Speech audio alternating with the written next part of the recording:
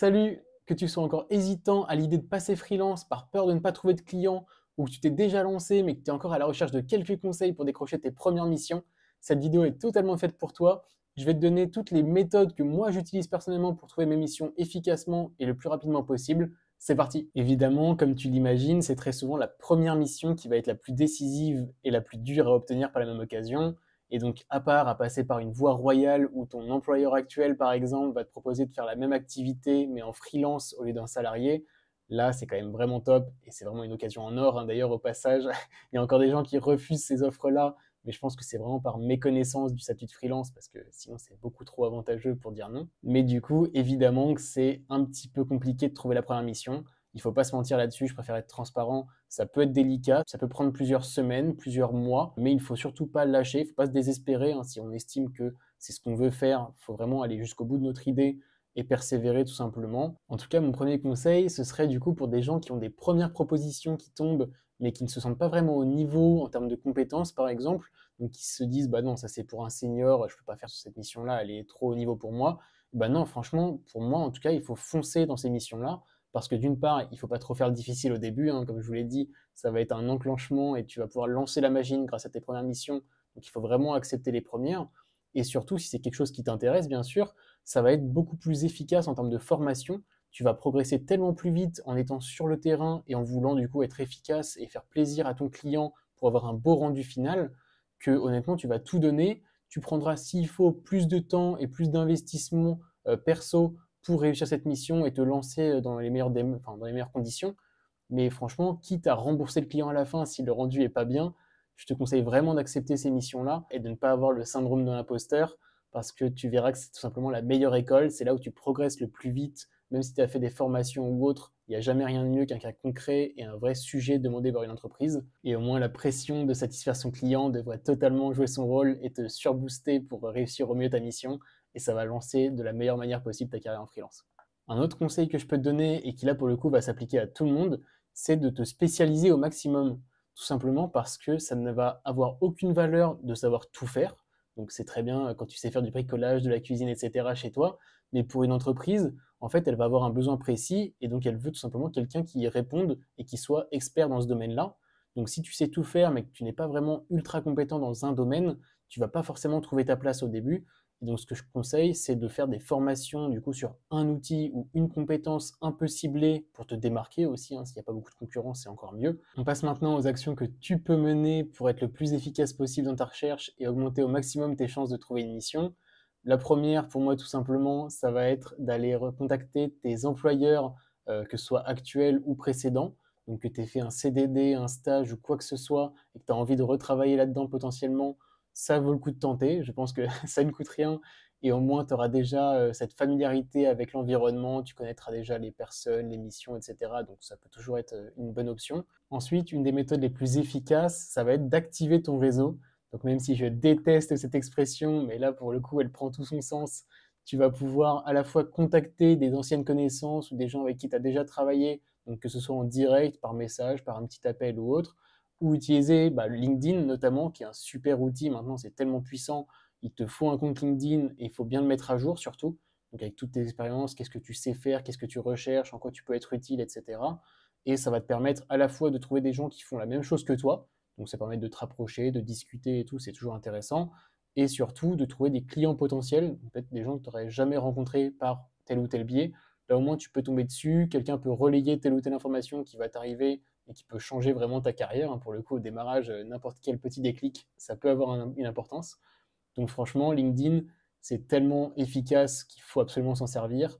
Même moi, et je pense que c'était le cas de pas mal de jeunes en école et tout, on faisait un profil vraiment parce que notre prof nous demandait. Mais c'est vrai que maintenant, je me rends compte de la puissance de l'outil et le fait que ça peut vraiment être un game changer, hein, tout simplement dans le milieu professionnel. Il faut l'utiliser et c'est vraiment trop dommage de s'en passer. Donc renseignez-vous et essayez de l'utiliser au maximum. Ça peut vraiment changer la donne. Viennent ensuite les plateformes de mise en relation entre les freelances et les entreprises. Donc ça, pour le coup, c'est super important parce que ça drive un trafic vraiment énorme en termes de clients potentiels. Et moi, par exemple, à titre personnel, j'ai dû avoir 80% de mes missions qui viennent de ces plateformes-là. Donc je peux en citer quelques-unes, hein. Bien sûr, il y a Malte qui est le numéro 1 actuel, qui va clairement pas être détrônable pour le moment. Il y a évidemment Upwork, freelance.com, Freelance République, la crème de la crème, Comet, enfin, il y en a vraiment un sacré paquet et je vous laisse faire vos petites recherches, mais évidemment, le but, c'est de maximiser vos profils sur toutes ces plateformes-là. Et au-delà de la quantité et du fait d'être bien présent sur toutes ces plateformes, ce qui évidemment augmente tes chances, il faut surtout que ton profil soit le plus optimisé possible par rapport aux algorithmes qui sont présents. Donc typiquement sur Malte, vu que le client va tout simplement rechercher des mots-clés et que c'est l'algorithme lui-même qui va lui suggérer les meilleurs profils qui correspondent à sa demande, il faut évidemment être dans cette petite sélection-là. Et donc tout ça, ça va dépendre tout simplement des mots-clés que tu as utilisés au sein de ton profil. Et donc pour l'optimiser, il va falloir mettre des mots-clés les plus pertinents possibles par rapport à ton activité, que ce soit dans la description, sur les compétences, etc. Il va falloir que l'algorithme ait toutes les clés en main pour voir que ton profil est le meilleur potentiel par rapport à la recherche du client. Ça peut être un peu compliqué au démarrage vu que tu vas faire face à des gens qui ont peut-être 50 missions sur la plateforme et des tas d'avis, donc 5 étoiles dans tous les sens. Donc forcément, l'algorithme, c'est eux qui va faire sortir du lot et qui va mettre en première position dans les résultats de recherche. Et en général, les clients, ils vont pas chercher midi à 14 heures, ils vont prendre les premiers résultats parce que c'est ce qui leur inspire confiance et ils vont pas scroller pour arriver en fin de page et tomber sur des personnes qui n'ont pas encore de mission, ce serait assez illogique. Et donc mon conseil pour te démarquer de cette masse de profils, c'est de te spécialiser au maximum. Donc ça rejoint totalement ce que je disais en début de vidéo sur le fait de bien choisir une compétence ou un outil sur lequel on veut se développer au maximum. Là, c'est encore plus vrai sur les plateformes parce que la concurrence est super rude. Du coup, il faut absolument réduire cette concurrence en se spécialisant le plus possible, donc en étant dans une toute petite niche. Et comme ça, au moins, vous serez le profil recommandé si vous avez les compétences qui correspondent aux besoins du client. Et donc c'est super important que les clients t'identifient comme l'homme ou la femme de la situation qui répondra parfaitement à leurs attentes. Et du coup, ça peut se jouer par exemple en description, où il va falloir que tu maîtrises parfaitement l'art de savoir te vendre tout en jouant avec des petits mots-clés pertinents pour l'algorithme pour essayer d'avoir du coup ces places convoitées dans les premiers résultats de recherche selon les mots-clés qui évidemment concernent ton activité. Concernant toute cette partie référencement et optimisation de profil, du coup, je pense que j'en ferai une vidéo dédiée sur Malte notamment, parce que j'ai la chance d'être Supermalteur 3, donc qui est la plus haute distinction possible sur le site, et j'ai même été dans le top 1% des malteurs. Je pense avoir quelques petites astuces pour booster un peu vos profils, et donc si ça vous intéresse, je vous laisse me mettre un petit commentaire pour me le dire, et vous abonner évidemment. Du coup, on l'a vu, ces plateformes sont quand même assez concurrentielles, d'autant plus que pas mal de freelances recherchent du coup cette fameuse première mission pour ensuite faire l'effet boule de neige. Et pour ça, il y en a pas mal qui ont tendance à baisser leurs tarifs pour apparaître en dessous de la moyenne. Donc c'est quelque chose que je peux te recommander parce que ça peut forcément augmenter tes chances de décrocher une mission, surtout sur des clients qui sont peut-être un peu ric-rac niveau budget. Donc forcément, apparaître comme le moins cher, ça peut être tentant. Mais attention tout de même, parce que si tu commences à mettre un tarif trop bas et à te brader, il y a un risque que ça envoie un signal négatif à ses clients potentiels et ça te donne un peu une image de quelqu'un qui n'a pas confiance en toi et qui n'estime pas avoir les compétences pour prétendre un tarif plus élevé. Donc ça peut avoir un peu l'effet inverse et repousser quelques clients même s'ils ont un budget restreint. Et ce qui est marrant, c'est que pas mal d'études ont déjà prouvé qu'en mettant un tarif un peu plus élevé, tu vas attirer certains clients qui ne seraient pas forcément venus vers toi initialement, mais tu vas dégager une sorte de sérénité et le fait que tu sois bien en place dans ce que tu fais.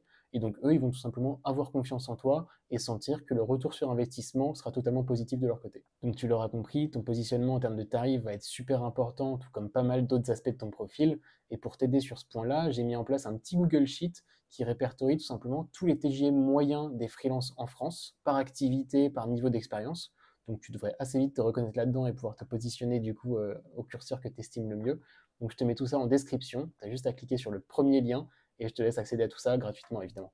Pour conclure sur les plateformes, c'est évidemment un super moyen de trouver des missions, mais ça reste quand même quelque chose d'assez passif, parce qu'à partir du moment où tu as optimisé ton profil et que tu estimes qu'il est cohérent et qu'il représente bien tout ce que tu sais faire et ce que tu proposes, tu n'as plus qu'à attendre les sollicitations du coup des clients, donc ça reste forcément assez passif, mais je te conseille quand même d'être assez proactif aussi dans tes recherches, et du coup d'aller tenter de démarcher même des offres en CDI par exemple, parce qu'évidemment il y a de plus en plus d'offres en freelance qui émergent, mais la majorité reste quand même en CDI, et du coup, je te suggère d'aller tout simplement tenter ta chance sur des candidatures en CDI. Donc, tu postules en expliquant bien sûr ta démarche et en quoi, du coup, prendre un freelance pour l'entreprise serait un bon choix. Donc, j'espère que tes vidéos peuvent peuvent t'aider là-dessus. Au moins, si je peux te dépanner, ce serait avec grand plaisir. Mais du coup, tu justifies ton choix, comme quoi tu ne coûtes pas si cher que ça, tu as une expertise, etc. Tu te vends toi, mais tu vends surtout ce que tu apportes à l'entreprise, donc de quoi ils ont besoin, est-ce que tu peux les satisfaire, etc. Et tu peux même tenter d'aller contacter leurs dirigeants directement. Donc, si tu arrives à avoir leur mail ou leur LinkedIn, par exemple, ça peut être un bon moyen de rentrer en contact et d'expliquer ta démarche.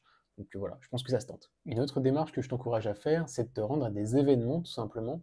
Donc évidemment, il y a pas mal de types d'événements, mais que ce soit des meet-up où tu peux rencontrer des gens de ton secteur, d'autres freelances, etc., ça peut toujours être sympa, ou que ce soit des conférences où là, tu peux rencontrer potentiellement des clients qui vont chercher des infos sur tel ou tel sujet au sein de ces conférences-là. Et donc, si ça se trouve, bah, tu peux être la solution à leurs problèmes. Donc, échanger quelques mots, ça peut déboucher sur pas mal de choses. Hein, des fois, il faut vraiment tenter le coup et être audacieux. Donc voilà, ça c'est, je pense, une bonne démarche à mettre en place. Évidemment, je ne te dis pas d'aller à tous les événements possibles qui existent, mais sélectionne-en quelques-uns qui correspondent à ta niche et ose aller vers les gens, hein, tout simplement. Faut surtout pas hésiter parce que c'est des événements qui sont faits pour ça. Donc voilà, tente le coup et discute un peu avec tout le monde, on sait jamais ce qui peut se passer. Et enfin, la dernière chose que je peux t'inciter à faire pour essayer de te démarquer et d'attirer l'attention, c'est de tout simplement créer du contenu en ligne. Donc peu importe le support, hein, vraiment que ce soit un site, un blog, un portfolio ou les réseaux sociaux, c'est vraiment pas ça qui est important. Le but c'est juste de parler de ce que tu fais, de parler de ton domaine et de ta niche, du coup potentiellement si c'est quelque chose de très précis. Et on ne sait jamais, ça peut attirer l'attention. Et si en plus tu te mets en avant en montrant bien ton expertise, ça peut toujours être bénéfique. Et ce qu'il faut vraiment que tu comprennes, c'est que tu n'as pas du tout besoin d'être le meilleur dans ton domaine pour publier du contenu ou autre. C'est vraiment juste si tu as l'envie de partager des choses sur ton activité, sur ta niche, que là, ça peut intéresser d'autres personnes. Et même du coup, si tu pars de zéro dans une compétence, ça peut vraiment être intéressant pour pas mal de gens. Je sais qu'il y a des chaînes YouTube qui marchent très bien là-dessus, de documenter tout simplement ton apprentissage. Parce qu'il y a forcément des gens qui se posent les mêmes questions que toi de comment on apprend tel ou tel truc, comment on met en pratique, etc. Et donc franchement, tente le coup, passe à l'action, et je pense que tu n'auras que des bénéfices là-dessus. Voilà pour ce petit tour d'horizon des méthodes que moi j'utilise personnellement pour trouver des missions. Donc évidemment, je suis resté assez général, mais on pourrait essayer de rentrer plus en profondeur sur certains points. Donc si vous avez par exemple des sujets qui vous intéressent particulièrement, je vous laisse me mettre un petit commentaire pour me motiver à les faire en particulier. Et sinon, bah, je te laisse me mettre un petit like si tu as aimé cette vidéo, ça m'aide beaucoup. Et évidemment, abonne-toi, on se retrouve dès la semaine prochaine pour la prochaine vidéo. À très vite, salut!